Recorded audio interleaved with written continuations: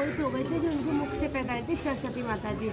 तो जब भी एक दिन नंद बाबा आते हैं लाला को भांडीर वन में लेके, तो विशाल ये मौसम बदल जाता है, एकदम मौसम बदलता है, आंधी तूफान आता है और दिन की रात हो जाती है। तो नंद बाबा बोलते मैं तो आज ही लाला को भांडीर वन ले गया हूँ, आज ही मौसम खराब हो गया। तभी मौसम को साफ करती राधा रानी प्रकट होती है और बोलते बाबा से, बाबा अपनी लल्ला को मुझे दे दो। तो बाबा बोलते मैं आपको कैसे दे दूँ, मैं तो आपको जानता नहीं, आप कौन हो, कहाँ से आई हो कि मैं बन दे दूँ, इधर ही घूमती रहती हूँ, तो मैं इसे विश्वास नहीं समझ सकता। आप अपने असली रूप दे दूँगा तो मैं अपने बच्चों को आपको दूंगा।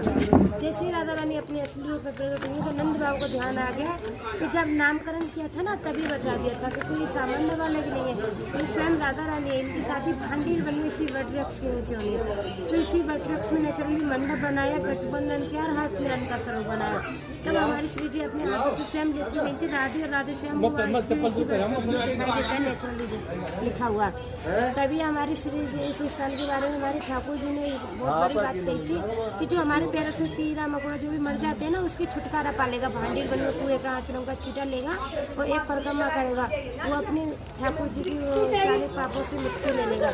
तो जैसे ठाकुर कृष्ण ने इतना बड़ा वर्णन दिया है भांडीर वन का, तो जब भी राधा रानी उन कृष्ण भगवान को रोकने लगी, कृष्ण भगवान से बोलती है एक तो हमारा मिलने का यही गुप्त स्थान था जहाँ हम गुप्त वृंदावन में मिलते थे और आपने इसको भी विकसात कर दिया कि आप सुनो, इसको मैंने विकसात नहीं किया।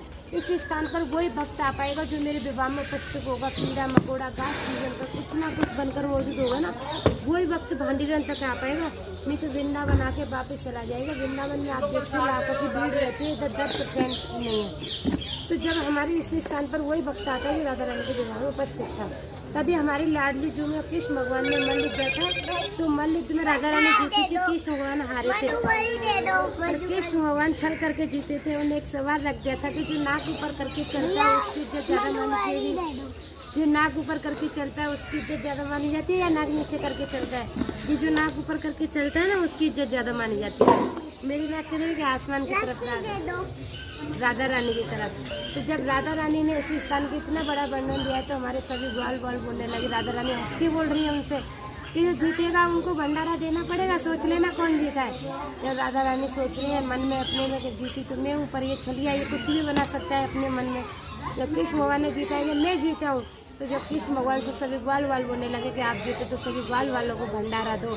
जब ठाकुर कृष्ण ने सभी ग्वाल वालों को भंडारा दिया है, जब इस स्थल का नाम भांडीर वन पड़ा है। जो लोग सक्षम होते हैं भंडारा करते हैं और जो सक्षम नहीं होते भंडारे के लिए सामर्थ्य कर यहाँ पे दान देके जाते हैं, जिससे हम ये भंडारा सेवा चलाते हैं। राधे राधे।